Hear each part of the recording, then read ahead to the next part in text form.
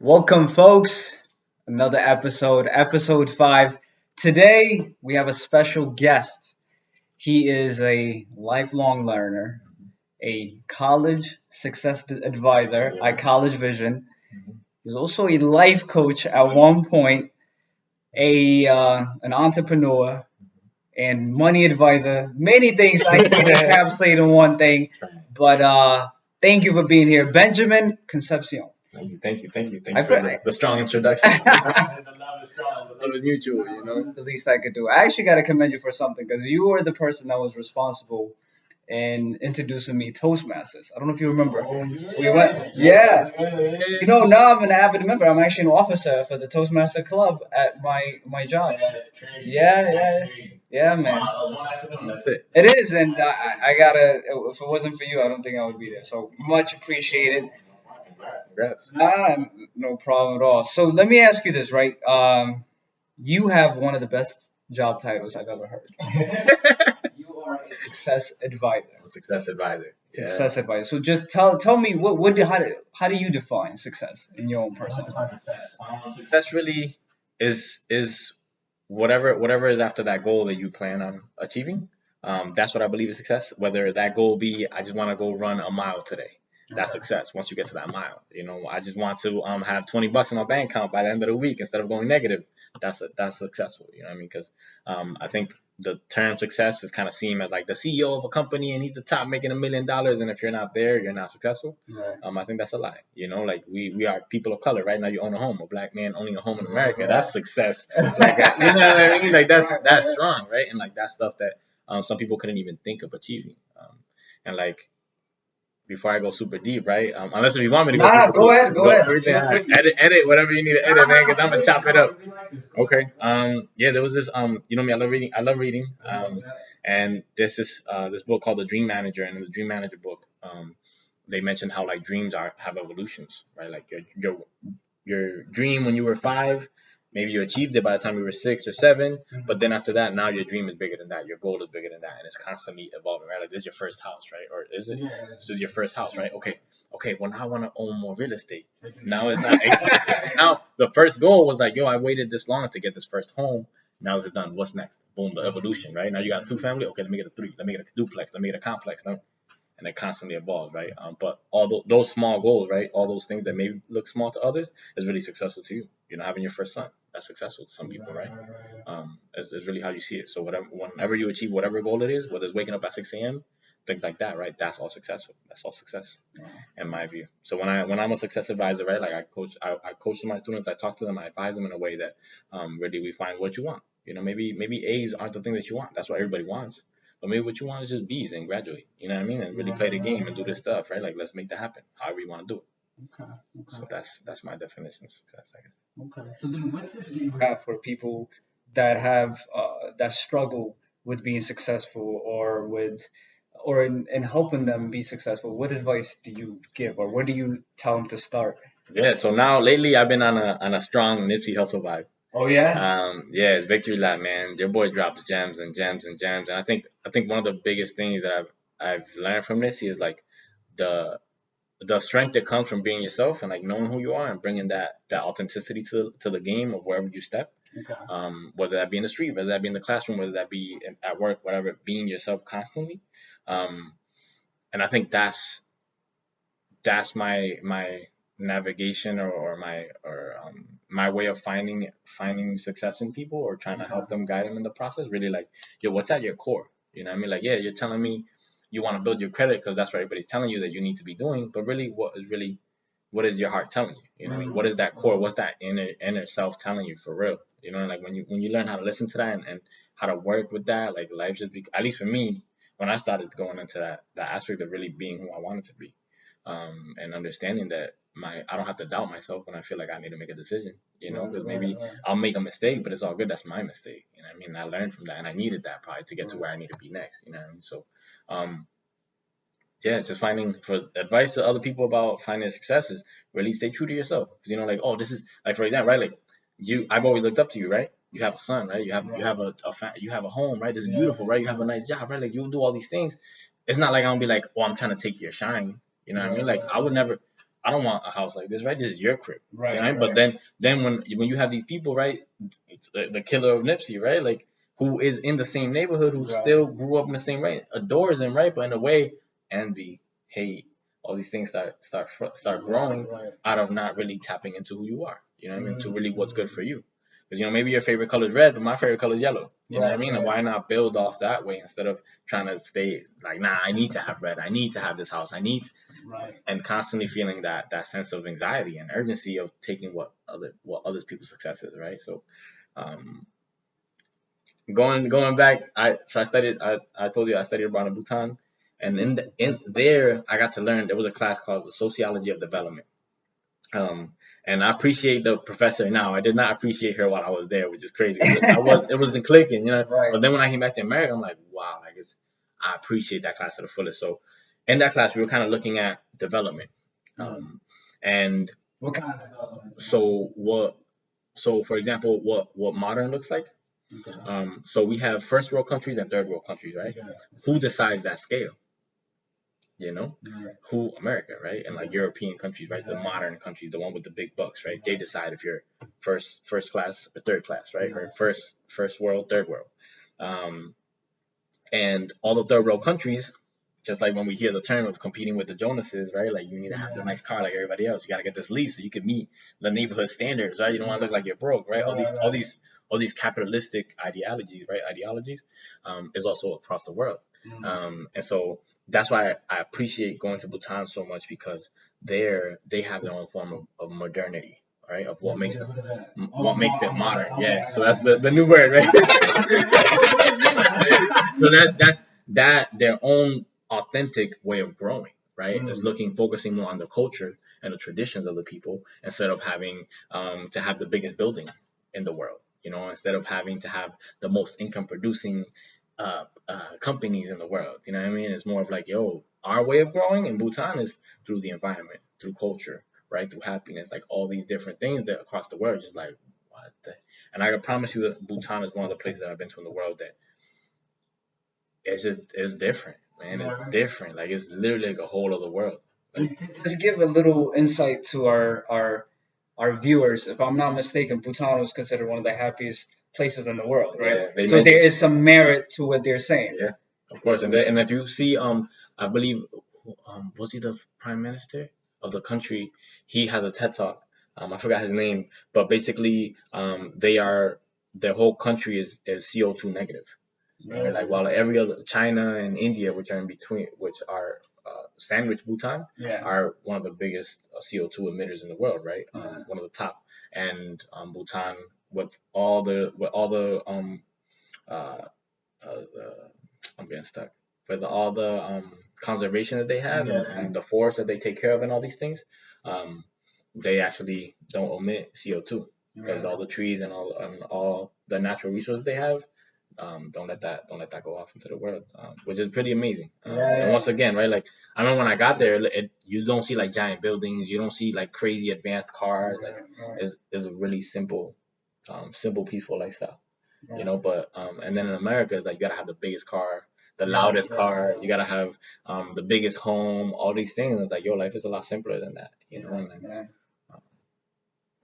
So environment matters. So then take us back to when you were in college, and obviously this is one of the programs that you did as a student. You did a college study abroad program. But when you were in college, how important is it that the people that you surround yourself with, like, did you hang out with people that were aspiring to better themselves, people that studied? Who did you hang out with? Yeah. So first year Ben was totally different from third year Ben. And you met me in my third year, fourth year. I did. Very enlightened young man, like just a go-getter. Yeah. Very different than who I was, right? My first year. And so my first year, I was deep into the toxic Latino masculinity. So when we talk about those things, right? Like we're literally, especially Dominican men, right? I talk about my race, period. We are grown up and we're brought up basically to be womanizers. And if you are not, then you're a loser. And you're or you're homo. Right, and there's big homophobia in the Dominican culture. Is crazy. Where it's even dangerous. It's nuts. So that's crazy itself. And so I was brought up. I went my first year in college just trying to get as many girls as I could. That was my top priority. Okay. Thankfully I was still doing good in my classes. Yeah. Because I have always been really into my studies. I've always been that kid who's like who can hang out with the cool kids and also do my homework, right? Okay, And got you. or keep my intelligence low key, Okay. and be with my friends, right, who do kind of crazy stuff. So thankfully I still have my grades really well. But I wasn't a healthy person. I wasn't a positive person to be around. I wasn't healthy. Um, and so that first year, most of my friends were also in that same boat, right? Like all about womanizing, and um, I had a one clique of friends that were their classes were a priority. And then slowly with time, I saw how my friends who were in that toxic mentality, right? They started fading away. They started not doing well. They started getting kicked out of programs. They started dropping out of college. And I was like, I'm not trying to be at that stage, right? I'm not Right. my friends, my parents, right? That thing about like, oh, show me who you hang out with and I know who you are. That's a fact. And when you see your friends going down a certain path, like there's a big likelihood that you will be on that path because it rubs off. You know what I mean? Like little habits that you do always rub off on me. You know what I mean? The more time you spend with certain people, it'll always rub off, right? Whether you like it or not. Um, and so then I was like, I'm not trying to do that. You know, I'm not trying to be at that in that level. Um, and I started hanging out with most of my time I started spending with my friends that were constantly studying that made their college their priority, right? And when I started hanging out with those friends, like studying was a lot easier. I started performing a lot better. I started getting away from those toxic behaviors that I was doing. Like getting lit every weekend and like trying to find a party and being party thirsty and all that stuff, right? Like, and all the crazy stuff that happens in between that, right? But thankfully, with those friends that were really on top of the things, then I was like, okay, well, I'm motivated to do this. I'm not just going here because everybody's telling me to go. Right. Now I'm really finding what I want to do. And then with time, I started tapping into reading and not reading for a classroom, reading for myself, like something I really want just because. And since then, man, I just took off. After that, once I started reading and really diving into learning of what I want, right, tapping into that authentic self, um, then you met me, right? And I was at that stage of just really doing everything that I wanted to do. And then studying abroad was one of those choices. Like Bhutan, who the hell just wakes up? It's like, I'm gonna just go to Bhutan. I didn't even hear about Bhutan, so you told me. I was like, what? We never heard of it. You know what I mean? And so like those experiences, I know are just only Ben's experiences. You know what I mean? My little cousin now that is at URI, and I advocate about, yo, think about studying abroad, and he's like, well, I don't know if it's for me. You know what I mean? That's perfectly fine. You know what I mean? He was flipping sneakers when at my age I wasn't doing that. You know, he was making money, right? Doing that. And I'm like, that's genius. You know what I mean? And that's awesome. And that's what he loves to do, right? He's a sneakerhead. That's what he does. You know what I mean? I like math. You know what I mean? So we vary, but we build our own paths. You know what I mean? If that answers your question, I feel like I deviated. No. That answers my question. And then, and you say you like math. So, what was your study patterns? I know that it differed obviously from freshman, but what were your study? Did you like to study by yourself? Did you study a lot? And did you like to study by yourself? Did you like to study with a group? What was your? So I did it. I liked it all. I normally we had a big friend group. We still are. We went to Aruba recently together. Oh, yeah, okay. Well, a while ago. We went to Cali recently. Like we're still together. We're a really strong group. We're like 10 or 11 deep. And I'm the math guy. Okay. So my friends would go to class with me to math, and we were all mostly in the sciences. I majored in biology. And so we were all in the sciences. I was really strong in math. I have another friend of mine who's really good at bio.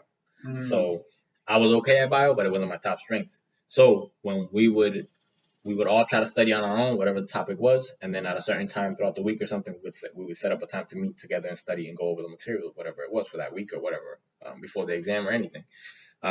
So my friend who was good with the bio, she would go through that process and teach us and mentor us through that whole stage, right? Any questions we had, boom, pop in, all that. And then I was a math guy, so I was the one who would take them. I would also motivate them to go to tutoring because I needed tutoring myself in certain topics. So I was trying to math, but I also knew I was lacking at something. You know what I mean? So when I knew that, I'll go to tutoring. I wouldn't waste time because that's the thing. Like especially in math is like a building block, right? So if you don't know what 2 plus 2 is now, you won't know what 4 times 2 is. You know what I mean? So it's always a building block. So when you miss a little bit, you're just gonna be hit the whole semester, and it's gonna feel like a longer semester, and it just is gonna be like I don't even want to be here anymore. You know what I mean?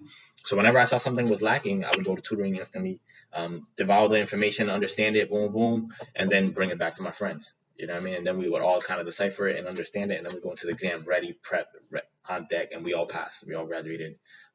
Every single one of us in our crew graduated. Not one of us failed. And one of us actually took a semester off, changed majors multiple times, and we still passed. You know what I mean? Yeah. So it was really cool. And then in terms of like for the math class, I would have to study whatever the new material is. I would have to study it on my own. So that was my independent work. I like for anything brand new to me, I need to understand it by myself. I get really frustrated. I get frustrated when I see something new and you're over here on the side telling me, no, you got. I'm like, no, shut up. I gotta understand it. Yo, I gotta experiment myself that going left is wrong and right is right. You know what I mean? I gotta do it on my own first to understand why left is wrong. You know what I mean? Because if I don't understand the why, if you just tell me the answer, I'm gonna be frustrated. So I always once again learning about yourself, right? Your authenticity, who you are, right? What's comfortable to you. And so that's when I'm like, yo, this is what I need. So I need an hour or a day just to myself understand this, boom, boom. Then once I see that I'm lacking in something, okay, everybody, let's go to tutoring with what we know now. Let's all get together, boom, tutoring. Okay, understand it. Okay, now we get it. Let's go back. Okay, the exam's in a week. Okay, let's all get together at so and so date at so and so time, and let's get it popping. You know, what I mean, we all got this exam on this date. Let's say like 3 days before. Let's chop it up and see what we got, see what we know, you know. And then when the exam came, ready, you know. And then through those situations, like all the little strategies that everybody knows kind of rubs off. So a friend of mine was like, man, just I can't remember all these equations, so I just as soon as I sit down, I just write them down. I'm like, oh, cool. Yo, I took that for my math class, I took them for my chem class, and I took that for my bio class. So like for bio, it was the definition that I'm like, what is that? Okay, I would write down the key words like pseudo, right? Like that means fake, right? Yeah. A polar is like, oh, okay, it likes water and stuff, right? Like all these little definitions, because right, I speak Spanish and English, so there's some words that I'm like, I don't even know what the hell it means, you know? Right. Like I joke around with people, but like the word budget, it sounds like a bird sound, you know what I mean? Like there's no way that the word budget sounds like you got to do something with money to me, right? Because having different languages, you kind of see words and understand things a different way. Like Cephals means something about the head in anatomy, and I'm like, how did like Cephal sounds like a sickness? You know, I don't know. Like all these key words. So for bio and stuff like that, anatomy, I would like find those little patterns, you know what I mean, and make sure when I go to the exam, I'm ready. I'll write these things specifically, and I'm ready on deck, and I'm not scared. You know what I mean? In chemistry, all that stuff, I had to use all those little tricks that I learned from other people. You know. Yeah. So by studying together, you found shortcuts or other effective methods of doing things. And you also mentioned tutoring. How do you think, like for current students or for you, how helpful whether it's tutoring or coaching? Do you think that's something that's helpful? Or? Yeah. Because the thing about tutoring and coaching is it's really sometimes it's really tough to see your own flaws, you know, and even your own strengths, like even your own superpower, right?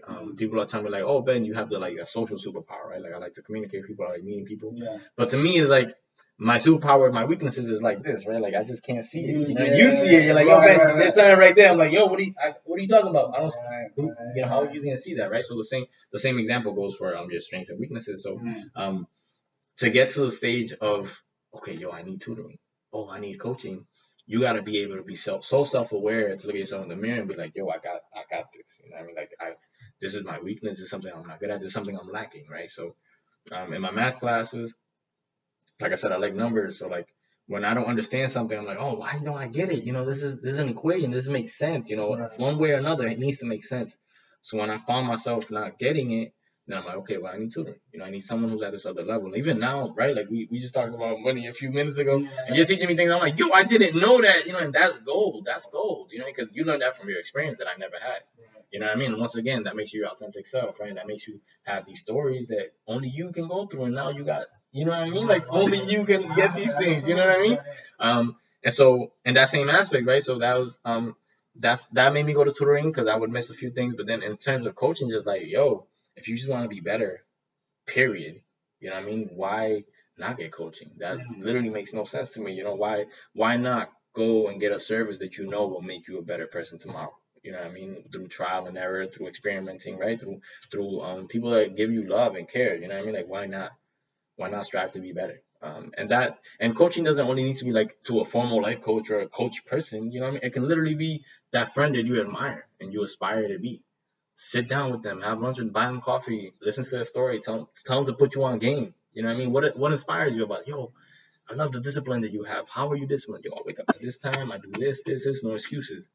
Okay, you write in a book, boom, now you go practice it on your own and figure out how they get that mentality, how they get that discipline, and that's coaching. It's really learning at the end of the day. It's not crazy. People wanna have suits and say that they're coaches, but it's not that serious. In our communities, we coach all the time. The young bloods always get coached. You know what I mean? And that's part of it. Like Nipsey Hussle he's a coach and he was making music. He's an artist, but he's really a teacher. He's an educator. There's so many lessons I took from him, and so many other right now. It's like Russ, right? Like all these trendsetters of culture, they're really educated. And that's coaching if you really listen to it, if you really practice it, right? So in terms of going to tutoring with my weaknesses, in terms of the coaching, really just trying to be better every single day. And it's to the point where all my friends who are even to this day are really close with me are my coaches, because and now we're starting to get like a group of guys of color, that like we're just trying to be better every day, and we know that, So let's set up a time once a month.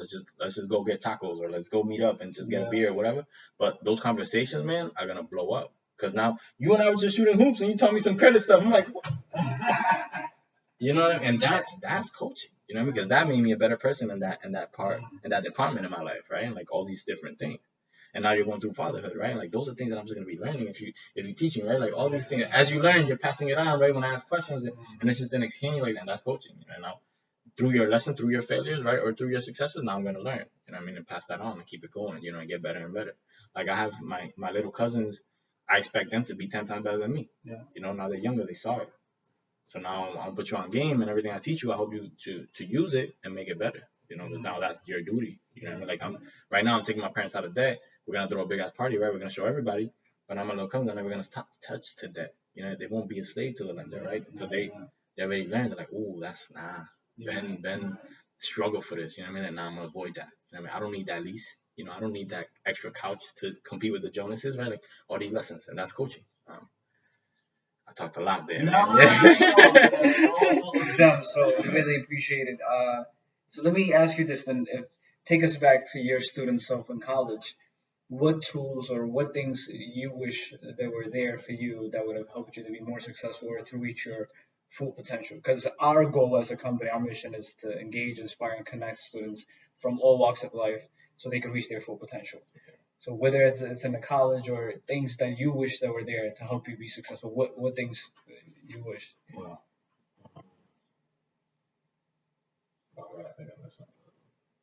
Yeah, man, take your time. You could sip on that sparkling water. Fact, I'm gonna need that. Water break. Time out. This was about this kid. Drink this Perry sparkling water. We are not sponsored by the. It's a lie. But if you want to sponsor, though, you already.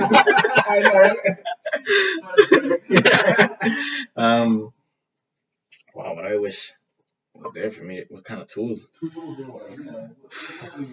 I think, man, because I think the one tool I think I would have appreciated was just confidence. Because I think like the backgrounds that we're brought up in, right, the environment, sometimes aren't the best in terms of confidence, right? And now we have bullying, right, and social, what is it, like in social media bullying? Now that's a whole other level, but like that stuff really deters at your insecurities, and so like for me to tap into being my full self and being happy and really understanding what Ben really wants, not what the world is telling me to do, right? That's all part of lacking confidence. And I truly believe that my confidence was built was through meeting and connecting with different people who are in different stages in their life and learning from those lessons. Like I met you, right? You're a vet, right? Like that's a military veteran, right? Like not a vet, right? Right? You did the military, right? Like for respect, you know what I mean? And thank you for your service, right? Like that mentality. But you never came off as like, I'm a boss. I do all these things, right? Like in a very humble setting, right? Like, yo, let me just teach you this real quick. Boom, boom. Let me tell you about my story, right?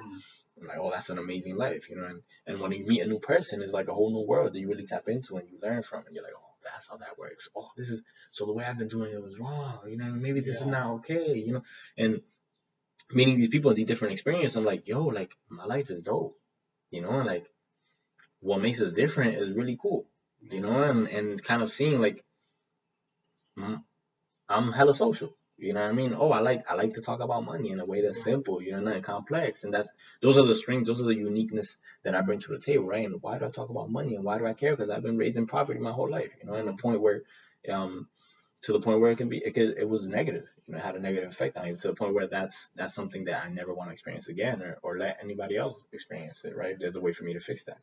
Um, so really, that was kind of the tool that I wish I had, right? A lot more confidence to really, and I think the way I built that was through meeting and connecting with people who just shared with me their story and kind of highlighted like, yo, Ben, these are your strengths, these are things that you bring to the table, and they might not say it to me directly, but after sharing our stories, I'm like, oh, this is so different from me. It ain't wrong, and your story ain't wrong, right? Um, but it makes mine different, and really let that shine and be proud of that, what I mean, and understand that that's what makes who you are, so that with that confidence, then that's when I started tapping into really who I wanted to be, and designing the life that I want, and then having crazy trips like going to Bhutan, right? And like what Dominican person thinks like, yo, I'm just gonna go to Bhutan? That's not a normal thing, you know what I mean? It's not a normal thing. And when I was there, I'm like, oh yeah, I'm Dominican. They're like, what's that? I'm Latino. They're like, what you mean, Florida? I'm like, that's why. You know what I mean? Like that's yeah. I had a conversation with a few students and they said that. I'm like, that's crazy, because we don't be out there like that, and like once again, with that confidence, I got to expand the identity that I am, right? Like Ben is now Ben 2.0. I can be Ben however I want to be every single day, and that's the biggest lesson I learned from studying abroad and going to Bhutan, right? Like I'm not just Ben, this kid from being broke from the Dominican Republic, now coming to America and trying to get it, right? Now I'm this kid who can go to other cultures and respect it and understand it and learn from it, right? And then come back home and teach my homies like, yo, this ain't these few blocks ain't it. The whole world is out there, the whole opportunities are everywhere, like, and bringing that mentality, right, that atmosphere. So the point where I remember when I used to work at a Ruby Tuesday, there was this cook, and he looked at me, he's like, because he was looking at my Facebook, and he's like, yo, who the hell are you? I think I told you this story. I don't know if I told you this. He was like, yo, who are you? I'm like, what do you mean? Because at the time I was working as I was like taking care of like the salad bar, right? So I'm like, I'm this kid on my Facebook. You see me studying abroad in Bhutan, and I was in Ghana, right? Like these crazy experiences. But then I'm over here, fixing people's salad. You know what I mean? That's exactly right. And so he's like, yo, who the hell are you, man? And I'm like, what you mean? What are you talking about? He's like, yo, you're like all over the place. Like, why are you here? I'm like, oh, like I need to make money, Right. But it's like in his mind, right? Because he knows me, right? He's like, yo, let's get from the block, like you understand, right? And he's like, how the hell do you even make it out there? Like, what is that? And he showed me the picture. I'm like, yo, that's Bhutan. He's like, how do you like, yo, study abroad? He's like, what is that? I went to college, so we were just chopping it up. And he's like, yo, that's crazy, right? So now he can relate with me, right? In that sense, like, yo, it's like there's more out there, It's not just this. It's not just this job I don't like, this temporary, and understanding that. Yeah. That's it for that. That's huge. I think confidence is very important, but I'm gonna just drill down a little bit because obviously you were able to gain confidence at a specific point in college. So how were you able to do that? And then what tool exactly? Confidence is sometimes you could be considered like an inner person thing, or like what tools do you think college would have put there to help you gain that confidence, or what thing you wish that was there to help you grow the confidence? Oh, I know, like college itself is the only time, well, so far in my life, right, that I've been in a place where everybody's basically my age, in my age group. Okay. And so I think just having that social environment constantly happening, right? Like you go to sleep, but you have students next to you, right? You go eat breakfast and you have more students next to you. You have all these people who come from different backgrounds, who come from different places and have different stories, and you're constantly interacting with them. Whether it's at the gym, yo, bro, let me get them weights real quick. Oh, tell them about who you are. Literally, our conversation. You were at the library, and I'm like, hey, what's up? Who are you? And now we're doing this, right? Like all this stuff. At least in my sense, that's how I built my confidence through the social interaction with the institution, right? The college itself provided, right? That bubble of high social status, right? Left and right all the time. You're constantly communicating with people. You're constantly connecting. There's always something happening. Now, when you graduate, it's different. It's not like that. You know what I mean? Now you go to work, you go home, right? You build your family, or you do these few things, but you don't have as much as a friend group as you did when you were in college, right? And so that was a tool, I think, or one of the tools that I'm conscious of, right? That really helped me in that aspect. To really build that social interaction.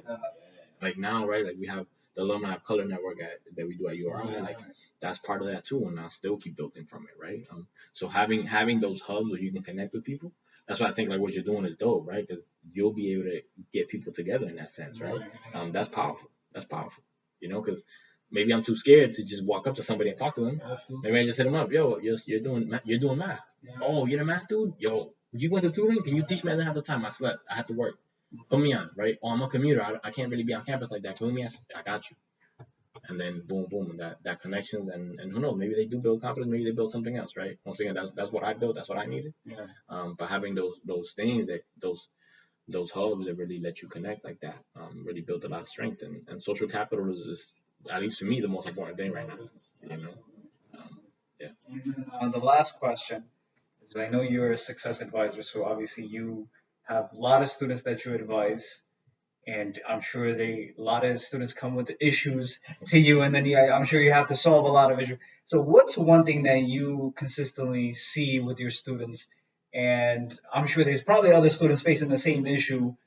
And what advice do you have? Yeah. Ooh.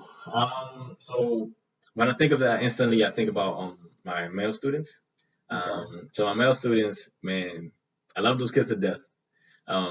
Now the thing that I've seen, or the pattern that I've seen, is that a lot of guys don't ask for help until it's too late, until the problem's already above them, way above them, and it can't be fixed. And they come, yo, Ben, I don't know what to do. I'm like, oh, what happened? I got dismissed. I'm like, damn, you already got dismissed. I can't really, you know what I mean? Right. Like, you should have told me a lot earlier when you were finding troubles, right? And I think it has a lot to do with how we were brought up, right? Especially men of color, right? There's a whole lot of pride. There's a whole lot of bravado, right? There's a whole lot of like, nah, do it yourself. Don't be bitching, right? Don't be. Yeah. Can I swear? I don't know. No, I mean, that's fine. Like, don't fuck it up. Do what it right. Like, these attitudes that have always been instructed to us, right, since we were little. Now you see it on grown men, and it can be difficult to like let them know, like, yo, it's all good. Like, tell me what's up. Talk to me. Don't leave me hanging. I'm here to support you, but you gotta show me. And so those students, right, they make decisions. Yeah, no problem. They make decisions, right, once I can't help them already, and then that's a pattern I see. Wow. And sometimes, maybe I'm not the person they feel cool with or comfortable with, and that's totally cool. But as long as they have an outlet or those mentors and like those coaches, those people that can really help them in those situations, where they can reach out to, because that's the biggest problem I think I've seen. Because the students I serve, like, are super intelligent, super motivated, super on top of their stuff when they want to, right? But then those who don't ask for help are the ones that I see not doing the well. Wow. You know what I mean? But those who reach out, who are always on top of, those are the ones that are always on top of things. It's not a problem. And instead of looking at the problem like, oh man, like he's gonna say this to me, or like, oh, the world's gonna think I'm dumb, like all this self-talk, right? This insecurity, right? Not having confidence, right? All these things, kind of, right? You kind of get to see that in students, and when they ask for help, now it's too late. Right? Like they've been like hiding the issue, or masking it, and now it's blew up, and now it's too late. And that's when everything that you thought was gonna happen actually happens, because now it's bigger than the proportion that you thought. If that all makes sense, because now I'm just blabbing. No. I gotta admit, I even have issues right now as an adult asking for help. I have pride. Like, I'm telling you, I have that issue, and even in college, I hated to ask for help. So I could definitely relate. So then, what advice do you have for those people that you do want to ask for help, but you're like, no, maybe I can handle this? So what advice do you have? Yeah. So I asked this from an actual student of mine who, when I first met her, she told me, like, yeah, like, she was in a rough spot. She was in a rough spot academically. She wasn't doing well, and then she kind of told me, like, oh man, like, I don't really like to ask for help. Like, it's not part of who I am. It's like all these excuses for not asking for help. Yeah. And then eventually I'm like, listen, if you want me to help you, like, we have to rely on each other. And the only way I can help you is if you tell me how I can help you. I'm not psychic, I can't predict what's going on. And if you tell me you're doing great, I'm gonna believe that, because I don't think you're a liar. Why would I go against your word? And so with time, I asked her. She's a stellar. She's a star. She's a monk. She's a beast. I got mad respect for her.